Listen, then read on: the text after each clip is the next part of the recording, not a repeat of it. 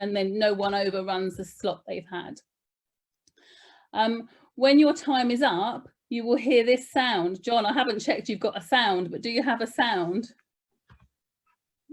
Ah, you won't hear a sound. You'll see a sign in John's box saying you've got 1 minute left, and maybe Andy or I will interrupt. So, Andy. So I should explain something about Citizens UK, shouldn't I? Citizens UK helps civil society to build broad-based, diverse alliances of people and organisations that commit to working together for the common good. Here in Essex, we started in Colchester, and after 3 years of building relationships between different institutions and learning how to act on issues that concern us, Colchester Citizens was founded in March 2019. In Colchester, we brought real change for young people, especially through mental health provision and the visibility of mental health services provided by North East London NHS Foundation Trust. And we've also ensured women-only swimming is available for the first time at the town's public swimming pool.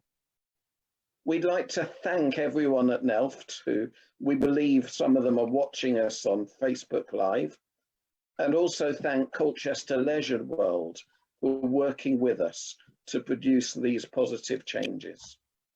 There are now local alliances emerging in Chelmsford and in Southend. So from Chelmsford citizens, from Colchester citizens, we've now grown into a county-wide chapter, which we're calling Citizens Essex.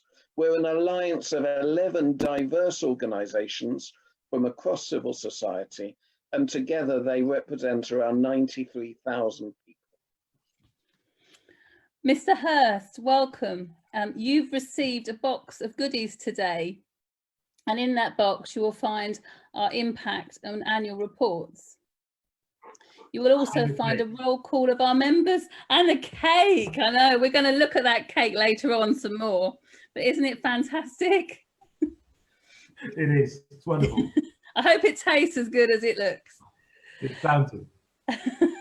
Great. During our roll call, which we're just about to do, some of our members in this call are going to change their background so we can see the names of the member institutions. So I'm going to hand over now to Mike, who's going to do our roll call for us. I'm Mike Beckett, and I'm Chief Officer of Colchester Food Bank. And together we are, everyone changes their backgrounds, hopefully, Essex University, the Anglican Diocese of Chelmsford, Anglia Ruskin University, Essex YMCA, Colchester Food Bank, Colchester Salvation Army, Colchester Methodist Circle, Colchester Mosque, the Bangladeshi Women's Association, Colchester Citizens Advice Bureau, and anyone else I've missed out. We love to welcome new organisations from civil society to join us, and this evening we also have people present who represent organisations interested in emerging alliances in Southend and Chelmsford. So together, we decided to do an Essex-wide listening campaign on crime and safety so that we could present the findings to the candidates for Police, Fire and Crime Commissioner. Well, then COVID-19 happened. So understandably, those elections were postponed until 2021. And so, Mr. Hurst, you continue in your important role. And so this evening, we want to do three things. Number one, we want to say thank you. Thank you to you. Thank you to the police. Thank you to the fire services for the way that you are responding to COVID-19. Number two, we want to ask you what we, civil society organisations, can do to support the police and the fire services. And number three, we want to share the key issues which we heard from what, as far as we know, is the biggest listening campaign ever undertaken in Essex about crime and safety. So, first of all, the thank you. Good evening. I'm Reverend Caroline Beckett and I'm co-chair of Colchester Citizens. Every Thursday, millions step out onto their balcony or their doorstep to say thank you to the key workers who are keeping us safe at this time. And our thanks go to all in the police and fire departments who are working so diligently to keep us as safe as possible. Thank you also for your role in uniting Essex at this difficult time. In times of crisis, there is always the risk of division and separation of agendas. But in times such as these, we need to strengthen our unity and our togetherness, even if from a safe distance. We appreciate the way that you and your colleagues in the Essex Resilience Forum have ensured a cohesive response. The police have acted with clarity, and the fire service have worked alongside paramedics and NHS hubs in exemplary ways. Thank you. And today you've received the gift of a cake which comes with our appreciation. The rainbow is an eternal sign of hope in adversity and of welcome, and particularly now has become a symbol of hope in this pandemic. Citizens UK alliances are diverse, and we work together in unity in hopeful anticipation of healthy and united communities. And so we picked a rainbow cake for you. And I don't know whether you'll be able to hear us all, but we can certainly indulge in a silent or noisy round of applause.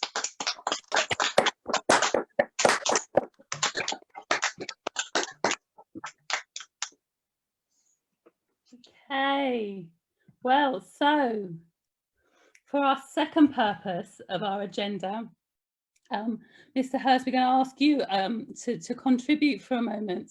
At this unique time, we would like to hear what challenges the Police, Fire and Crime Commissioner is facing and ask how we can help in this present crisis. But first, Commissioner, can you explain in 2 minutes just what the Police, Fire and Crime Commission does? Thank you very much, Bex, and good evening to you all. It's a real joy to be with you this evening.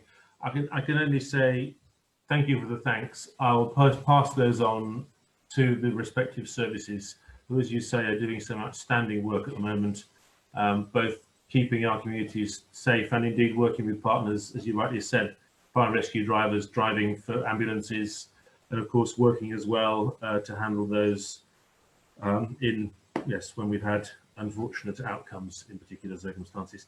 So what do I do? So the Police, Fire and Crime Commissioner is responsible for the governance of the police service and the fire and rescue service in the county. So I have 3 things I'm not allowed to delegate. One of those is appointing or dismissing the Chief Constable or the Chief Fire Officer. The second, in conjunction with the Chief Officer teams, setting the strategy for those services for the county. And that's really on behalf of you, the public. So I am elected. I am elected on a manifesto. I have policies, and I have to make sure that we are therefore in contact with what is important to the public, to the residents of the county, which is exactly where conversations like this come in. I really need to reach out to people like yourselves, try and do so on a regular basis. But the fact that you've come together in this forum is incredibly welcome to me. You know, in many ways, what police and fire do around community safety is dealing with the symptoms when things are already going wrong. People like yourselves are so much better placed to help deal with the causes and make sure that the social cohesion we need to keep an orderly and thriving society is in place. And then the third thing I do, which is perhaps the least popular, is I find the resources and funding for those 2 services, and indeed for partnership work that we do with others around supporting victims, etc. So I raise your taxes, I levy your council tax, and negotiate with the Home Office for more money from them. Well, thank you for that. I mean, maybe not the raised taxes, but we know they go to good causes, hopefully. And we may be wanting to talk to you about some of those in a little while. But also, can you just share for maybe 5 minutes, what are the key challenges you're facing in the current crisis? So over to you, Commissioner. So, of course, thank you very much. So, of course, the first challenge is resourcing, which is absolutely part of my responsibility, making sure that we have got the resources to fund acquisition of PPE, working practices which are stretched by social distancing. So more single crewing of cabs, more vehicles needed, that sort of thing. But I think the place where we are really stretched and going to be stretched is around social cohesion. So at the moment, most sorts of crime are well down. It's really hard to burgle properties when people are actually at home. And most sorts of emergency are well down, road traffic collisions are well down. But we are aware that antisocial behaviour is increasing, and perhaps most critically, domestic abuse and child sex exploitation. They haven't gone down at all, and charities are telling us that they're getting reports about them being up. That isn't the reporting we're having yet in terms of direct to either of the services, but we have to be alert to that. And the real place where we will need help is when the lockdown starts to lift. We need as much intelligence and as much support as we can about where, I think particularly young people and particularly vulnerable people are exposed.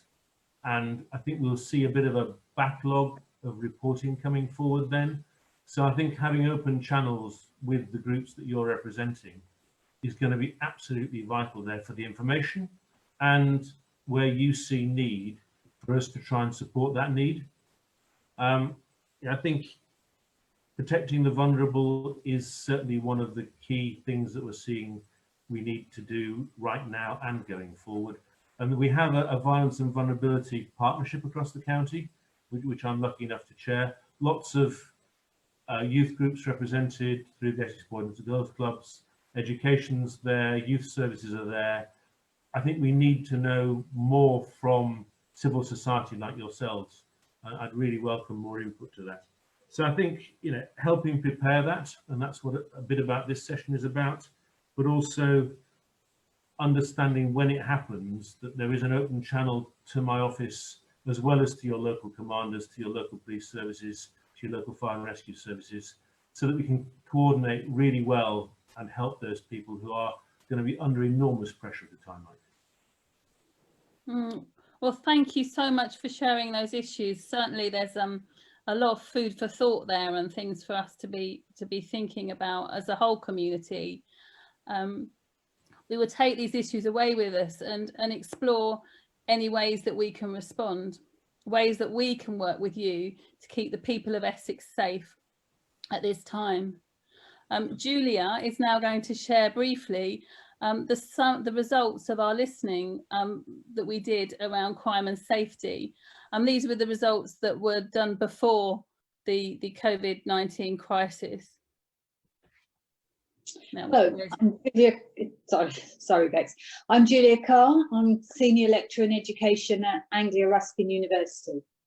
So from September to December, members of our institutions organised themselves to have 1,000 conversations with people right across Essex, asking them what makes them feel safe and what makes them feel afraid. A number of themes emerged, and in a moment we're going to focus on 3 in particular, but the range of issues we heard about included a lack of detached youth work for 8 to 13-year-olds, a lack of accessible police liaison officers, to stop shelters and belongings being removed from rough sleepers, insufficient street lighting in various areas, but particularly at the Greenstead roundabout area in Colchester, help for Colchester taxi drivers to pay for compulsory CCTV they may have to install in their cars, for Essex Police to report misogyny as a hate crime, for fire officers to use their downtime and fire safety checks to support other important things, for example, installing smoke alarms and identifying those at risk from modern slavery. Concern for all tower blocks in Essex to have functioning smoke alarms and sprinklers. So in a few minutes, we'll talk about 3 key areas. But first, we'd like to have some time for one-to-one conversations where we can share our reactions to the findings of this listening exercise. In a moment, Jess is going to break those on the Zoom call into breakout rooms of 2 or 3 people. You'll see a pop-up box inviting you to join a room. You'll then have 5 minutes to introduce yourselves and share your reactions before you're automatically brought back into the main room. If you're watching via Facebook Live, we're going to leave 2 people here in the main room who will model what a one-to-one conversation looks like and explain why they're so important for community organising. Before we break up, there's been a little dropout of a couple of people from the call with difficult internet connections. So it may be the Facebook Live part doesn't quite work with the one-to-one calls. But if you're watching on Facebook Live, please bear with us. We will all be back in less than 5 minutes. Jess, over to you to break us up into our groups, please. When you all start, everybody on Facebook Live can see you. Okay. Hello, thank you for inviting us. It's important to look after your mental health. One of the things we do to keep ourselves well is make music together, and we love gospel music. This is a song about hope called Keep on the Sunny Side. Okay? Yep. Ready? 1, 2, 3.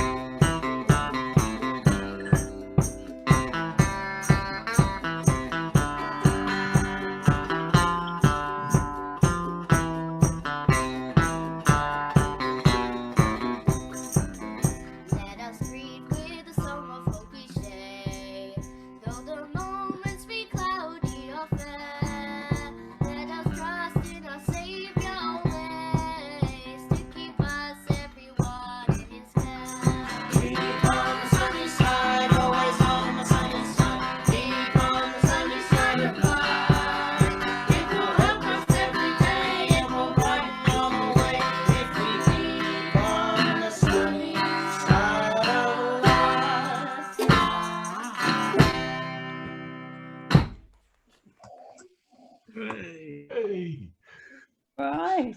Fantastic. Now. Brilliant. Thank you, Matt. That was superb, and well done to the rest of your family as well. That was just really, really good. Really good stuff. Mr. Hurst, our first ask is, will you meet with Citizens Essex to explore what a restoration youth work strategy looks like, and how young people's return to freedom once COVID-19 restrictions begin to be lifted can be managed thoughtfully and respectfully, and will you prioritise funding a suitable response? In our conversations with over 3,000 young people, including young people themselves, we heard concerns about groups of young people hanging around and about the serious lack of provision for 8 to 13-year-olds. And we heard that the age of those affected by violence, child sexual abuse, gang crime, including county lines, is getting lower and lower all the time. We even heard about primary age children dealing drugs, and about a gang of 11-year-olds being subject to a prohibition order after terrorising shoppers. Funding for detached youth work and outreach youth work in Essex has largely evaporated. Statutory provision through Essex Youth Service is targeted at 13 to 25-year-olds. And even with funding through the Violence and Vulnerability Unit that you've mentioned, that funding is not reaching the voluntary sector who are equipped and experienced in providing the detached and outreach youth work that we need. Well, good evening. My name is Jamie Sawtell.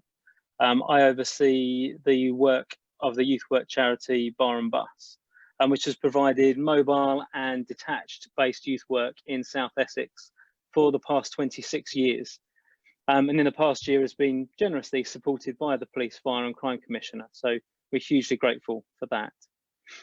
At its heart, detached youth work has the desire to meet young people where they're at, in the place and time of their choosing, where they're in control and they feel comfortable and they feel at home. For many young people, they can find this in youth clubs, sports clubs or uniform groups. But for others, and particularly those who are hard to reach, the streets, parks and other public places are their venue of choice. Detached youth workers are acutely aware that when they work with young people, they're meeting in young people's spaces and are trained to approach with respect. We've been privileged to work with some amazing young people who do not engage with anything structured or mainstream and would be classed as hard to reach. We can then creatively offer support, guidance and advice. Once engaged with a group, the work of encouraging, advising and supporting can grow and has far-reaching positive outcomes.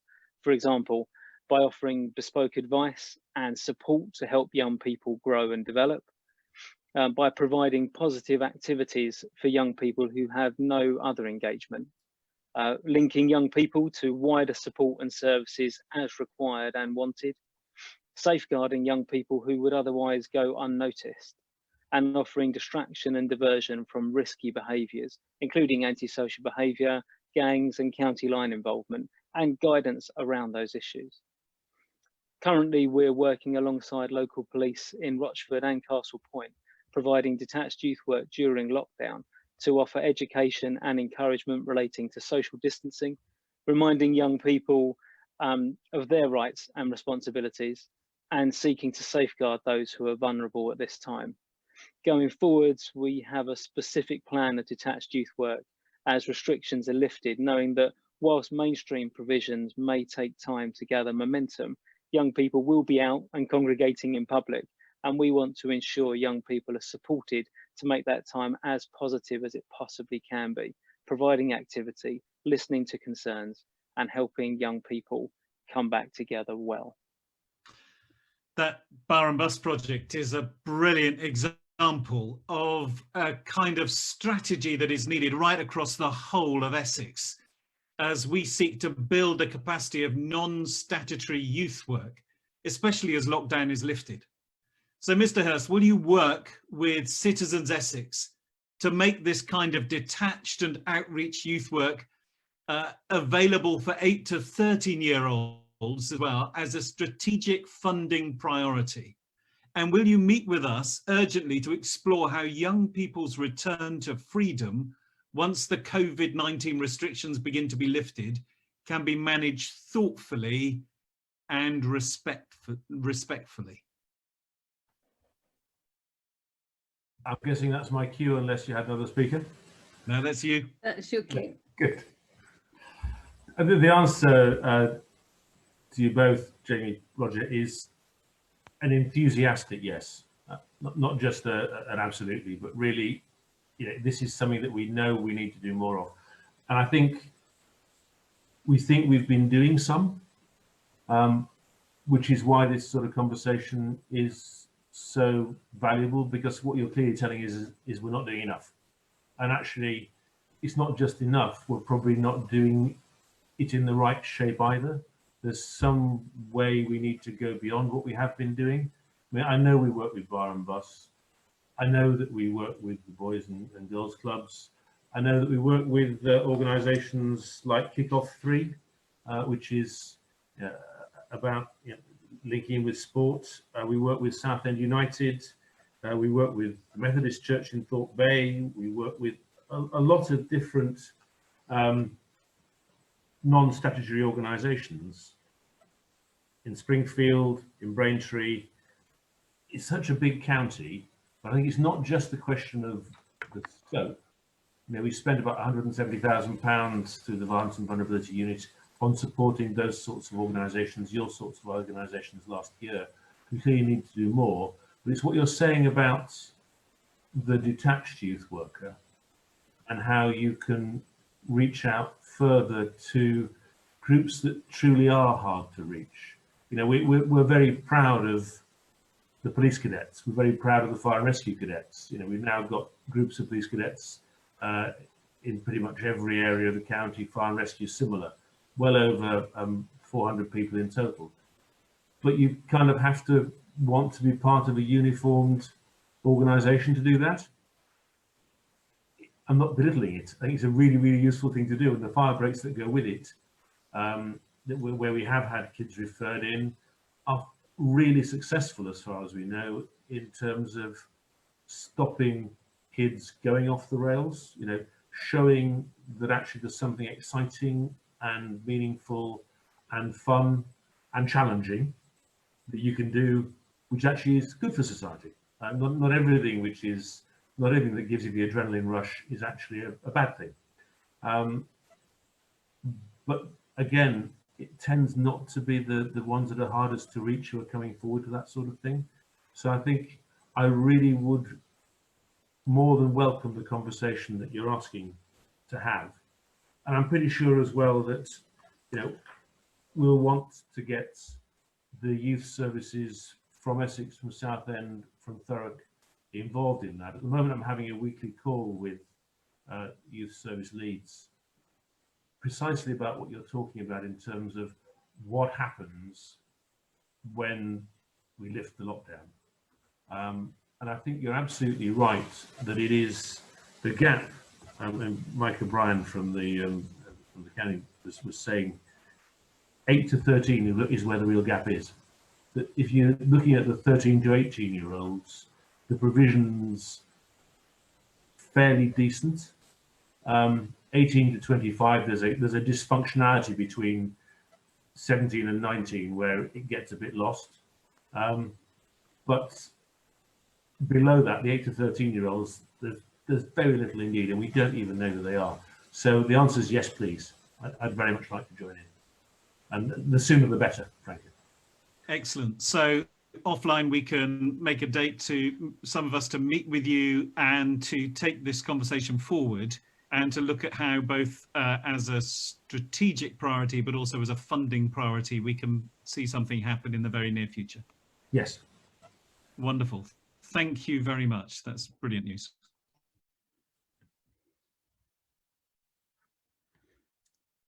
Okay, we're now going to move on to our second key ask.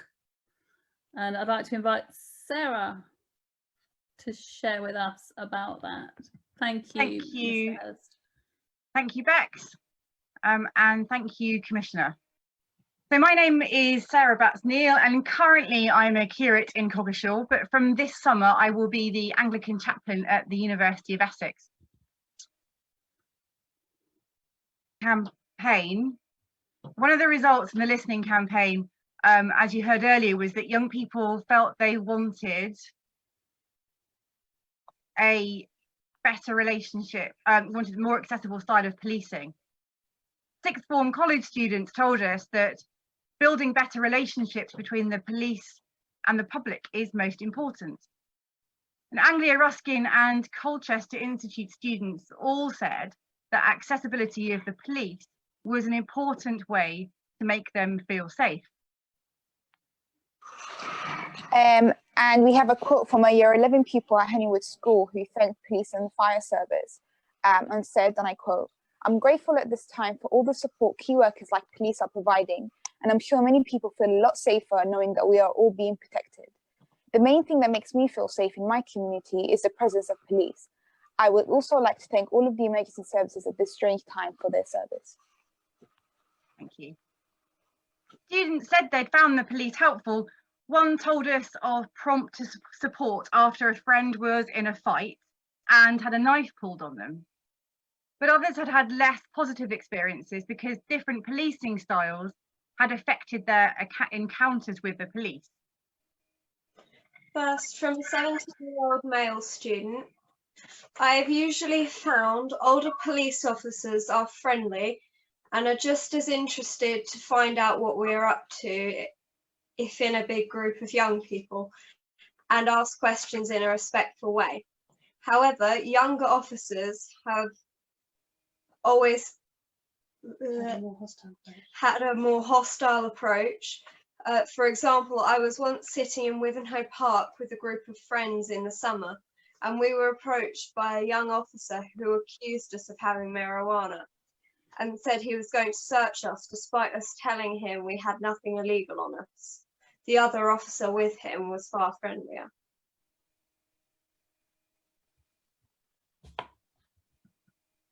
Rachel, you need to unmute. I was in Colchester with a friend around 6 p.m. and police stopped us in the street and asked us random questions. On the same evening, we were sitting at First Sight, just the two of us, and in the space of 20 minutes, 2 police cars pulled over specifically to talk to us and ask personal questions, as well as accusatory statements that we were hiding stuff. They searched my friend because he moved his phone as they came over. Thank you, Rachel. Just to clarify, that's a statement from another student at the Colchester Institute. So we wondered how to help the police understand what it's like being a young person today. We understand that you already have plans to reinstate liaison officers in schools and colleges, but we think that by itself, this might not be enough. And for those liaison officers to be truly effective, we first need to do some groundwork. Crucially, how do we encourage police and young people to see each other as a force for good, a force for change, and a force for potential? Citizens Essex believes the best way to understand each other is to listen to each other, to walk in each other's shoes. And that's what we'd like to ask you to commit to exploring. We went back to the sixth form college and asked them in a straw poll what they'd most want Essex Police to understand about their lives. They said not all young people are doing something wrong when they're in a group. So when police come up to them saying to see what we're doing, it's actually pretty scary and intimidating. They also said they'd want you to know that there are more drugs around now, that teenagers don't always have lots of freedom and that life can be hard, and that being a member of an ethnic minority is hard. And we had wondered how the police would come to know this. We want to help officers learn more about young people's lives. We have a hunch that young people and the police see a very different scene as they use our town centre spaces. But the very best people to teach about young people's lives and concerns are young people themselves. If they can safely share their lived experience with police who are willing to listen and share, we could build relationships and trust for mutual benefit. A tailor-made training course for Essex Police, created and led by Essex young people. What might that look like? Well, we could begin by taking a walk together, a walk that brings young people and police together in their familiar spaces, sharing what they see. A walk that helps each group understand what the other wants them to know. That's one of the things we'd like to incorporate as we build a training course led by Essex young people. We know this can work because we've seen it happen in other areas. Newham citizens have experience we can draw from. So, Commissioner, will you commit to working with us to create ways in which police and young people can build mutual trust and understanding? Will you commit to including input from young people into officers' ongoing training? I'm guessing that. Thank you. Commissioner, yes, it is. Thank you. Thank you very much for that input and feedback. Certainly very relevant to hear. Again, it's an area which is really important to us. And I think you'd have seen from the Police and Crime Plan that you know, focusing on building relationships with young people, building relationships with people as a whole, but particularly with young people, is a key part of what we need to do. But I would again say, I think what I'm hearing here is we haven't quite got it right as yet. You know, I mean, I do work with the Essex Young People's Assembly. That goes really well. But I'm kind of guessing, again, those are the young people who step forward to have a positive relationship already. We're talking here about people who feel more excluded, or at least have a suspicion, or feel a mutual suspicion at the moment in their relationship with the police. We have got a young person's strategy, Essex Police Youth Strategy, which is very clear about the fact that we want to find engagement opportunities, and our children's and young people's officers need to be doing the sort of stuff that you're talking about. And I think it's perhaps just worth mentioning that we are increasing the number from 13 to 33, which is a big overall increase in officers specifically to work with children. We really want to make sure that we're working in partnership with young people, that this isn't a one-way relationship, that it's actually working both ways. And clearly, we want to work with people to prevent harm. We want to support victims. We want to prevent people from becoming victims, or indeed from becoming offenders. Those are all important elements of the strategy. So the answer has to be yes. I guess the thing I need to bring to your attention there relative to the answer to the last one, where I can just say, yes, I'll do it. I am by law restricted from being involved in police operations. I'm a civilian. I'm not allowed to be a police officer. I have to be your representative. And the Chief Constable is in charge of operational policing, and that includes training.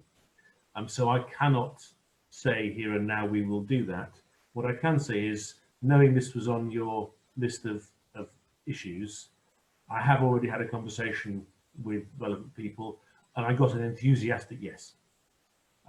So I can do what my office is good at, which is nudge and encourage. And the initial response to that is very, very positive. I think we'll probably want to do it in conjunction with the youth services of the county, Southend and Thurrock, to make it work well, because I think we're aware of the fact that that dark uniform can, particularly when it's the short sleeve one with the stab vest and the cuffs and the radio and the video and all the rest of it, can work quite startlingly when people meet it. So I think we do need to work with our other major partners in this to make it work, but let's do that. Thank you. So we're encouraged by the definite yes, and the number of officers increasing from 13 to 33 is really great news. So we look forward to having a further conversation about how we might coordinate that work and be involved in the conversations between the youth services and your Chief Constable and the training department. So thank you. I'll facilitate that. Thank you. Thank you. Now we go over to Jamina, I believe. Yes, hello, good evening, everyone. My name is Jimena, and I'm also joined by Anne, and we're both PhD researchers at the University of Essex. Our third and final ask for the Commissioner is, will you work with us to help Tesco key workers feel safe as they walk to and from the Greenstead Tesco roundabout, as well as the thousands of residents and students who use Tesco by prioritizing improved lighting and security. So recently we have helped to deliver a pilot teaching module called Democracy in Action, which was a joint collaboration between the University of Essex and Colchester citizens. The idea of the project was for its participants to be able to get familiarized with community organizing strategies and thus get to better know the community in which we live and how to better help it. The first of the training, that of listening, was particularly powerful in our project. Such a quote-unquote simple activity as listening opened our eyes at how we many times take for granted that to enact change, we have within us the tools to set about motion, just as we're doing right now in this meeting, for example. During the project, we carried out many listening exercises regarding issues of crime and safety.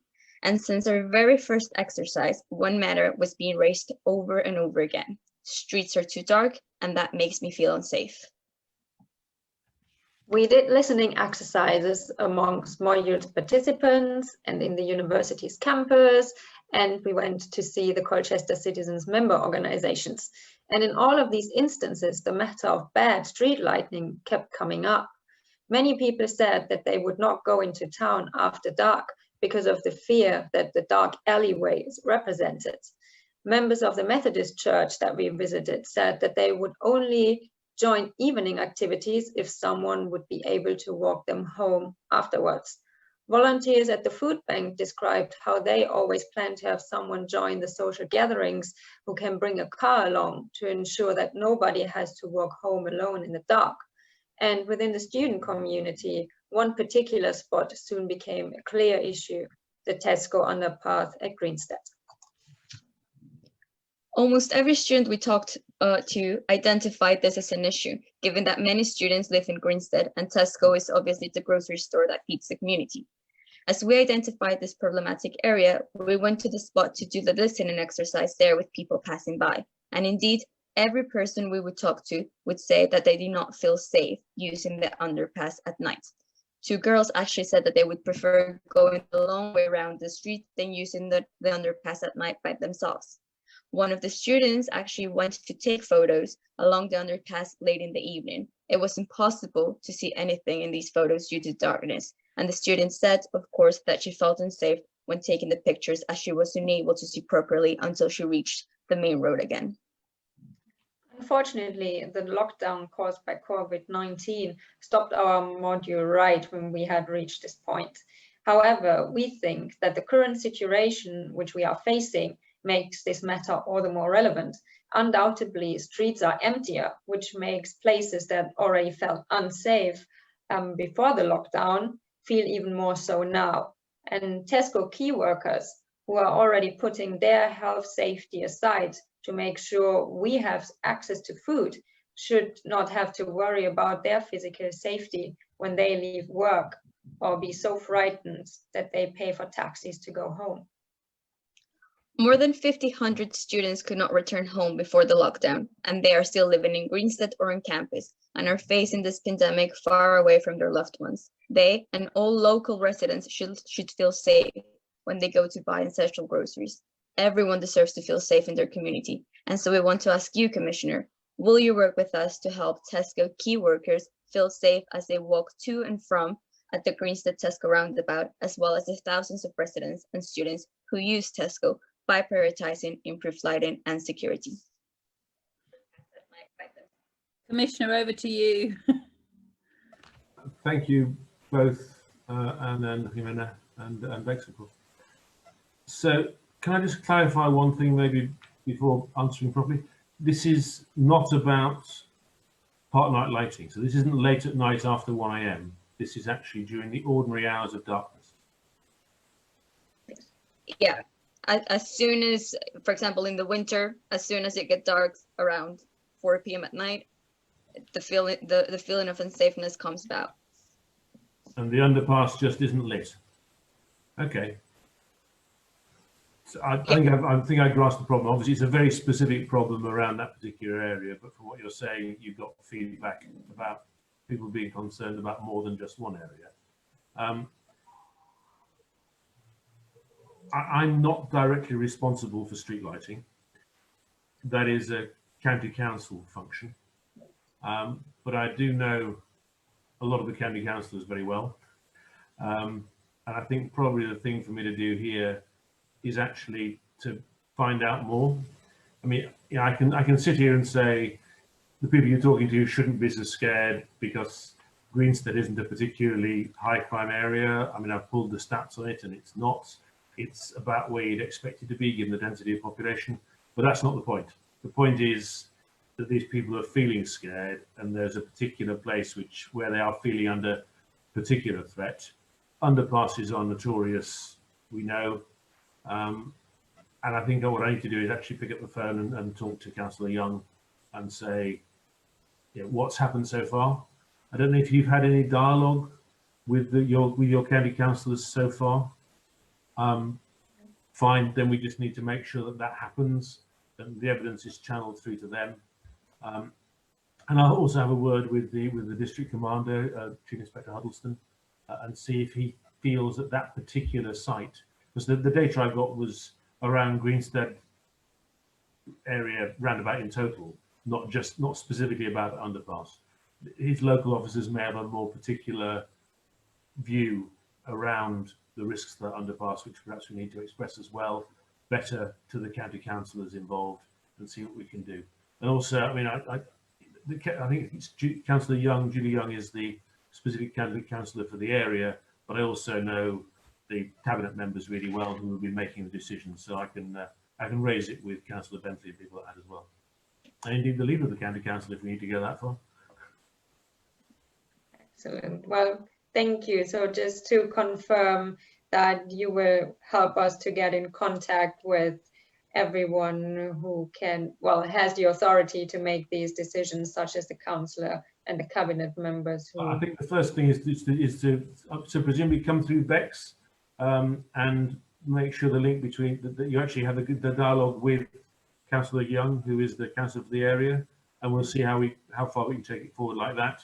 And if I then need to myself call the cabinet members, I can do that. Okay.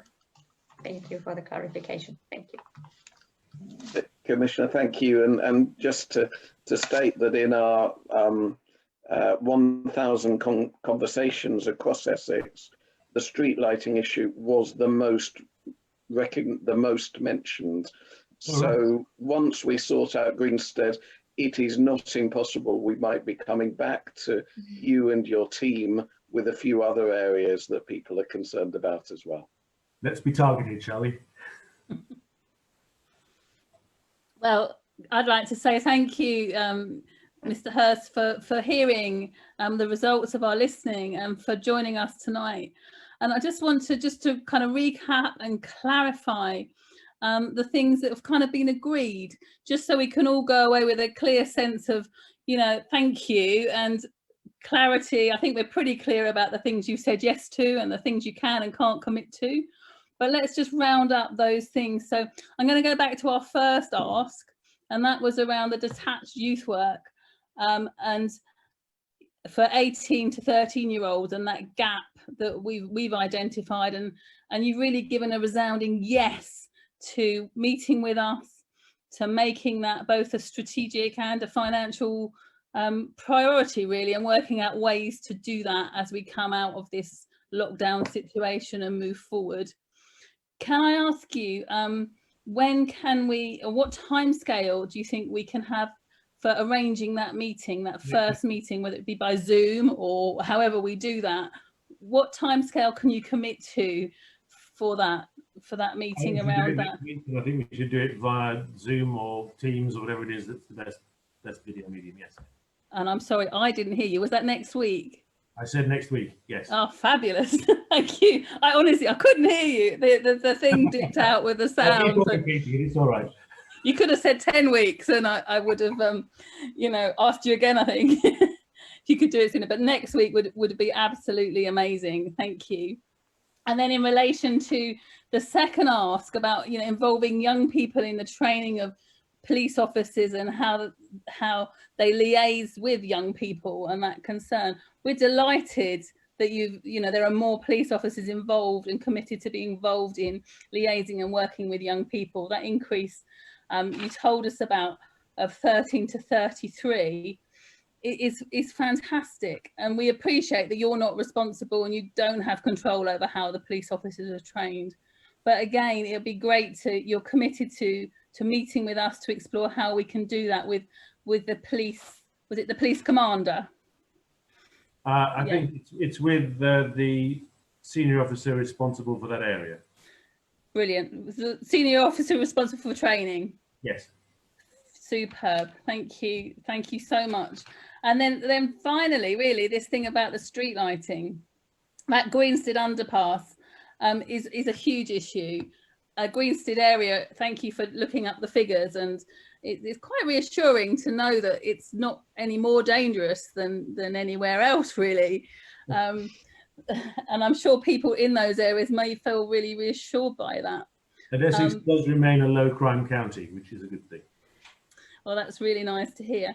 But again, it's a yes to meeting with us and to help us to explore how we can do that, and connecting us with the councillor and the police commander in relation to the lighting in that underpass. So I think more specifically, I will email Councillor Young tomorrow and raise the issue with her and try and facilitate a meeting with Jimena and with Councillor Young as a first off. That is really great, and I'm sure that Anna and Jamila would welcome being involved in those conversations, and the other students that were involved in particularly that listening exercise would be really keen to be involved in that too. So it really just, thank you. It falls to me to say a huge thank you, and we look forward to meeting with you again via Zoom, a smaller group of us obviously, next week to work out how particularly we're going to forward the youth strategy for 8 to 13s and that detached youth work. I'd like everybody to give you a round of applause because you do a great job and you're working with us to make a change. So I think if we can unmute everybody and we could just thank you for those commitments you made tonight. Thank you.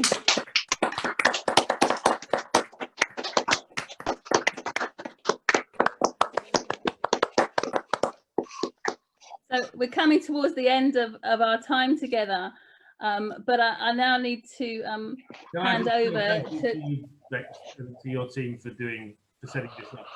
We really do appreciate the opportunity, and it's been vital feedback for us. So, applause from me to you. Thank you very much. Thank you. I'm going to hand over to Noof now, who is going to share some final thoughts and share a little bit more about the cake, I think. Noof, oh my God, apparently. Yes. I just wanted to just give a bit of testimony about experience from Ramadan this year. So obviously we're in the first week of Ramadan, and Muslims across Essex and here in East London will be celebrating and praying for their world and neighbourhoods from home instead of the mosque. We, as everybody else, we're having a very strange time, especially with Ramadan, without our usual traditions. As the lockdown continues, we can see fear that can lead to greed and selfishness, but we also see sacrificial service and care. We see isolation and loneliness, but we also see volunteers and friendship, as well as family finding sitting together for an evening meal when otherwise we've been busy with everyday life. We're also seeing closed buildings, shops, mosques, places of prayer, but we see open hearts, generosity, and neighborhoods finally coming together. And since our Maghrib evening prayer is shifting daily, it will be after this meeting ends, but I still want to take the chance to make sure that remember that Ramadan is a month of giving, and most importantly, one of action. I know our member organizations are doing everything they can across the country to help out. Organizations like Colchester Mosque, who I know are preparing food parcels for our key NHS and vulnerable workers. So for everyone who's fasting, I hope you have a blessed iftar.